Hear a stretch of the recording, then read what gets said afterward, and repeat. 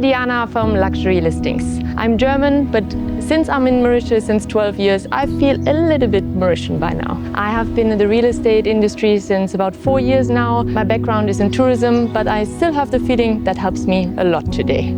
I specialized in luxury real estate because this is an approach that I personally really like, this going over and beyond, doing the extra mile, and this is exactly the approach of luxury listings. We're doing things a bit different, we think outside the box, and I think I fit right in.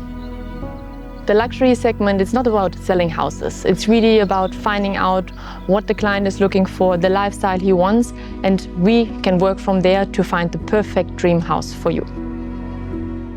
I'm looking after international clients. I'm German, I have been living in Tanzania. I moved to Mauritius 12 years ago, so I'm fluent in German, English and French. And I know the process of leaving your country, moving somewhere else, relocating, it can be stressful, but it's my job to make it as smooth as possible for you.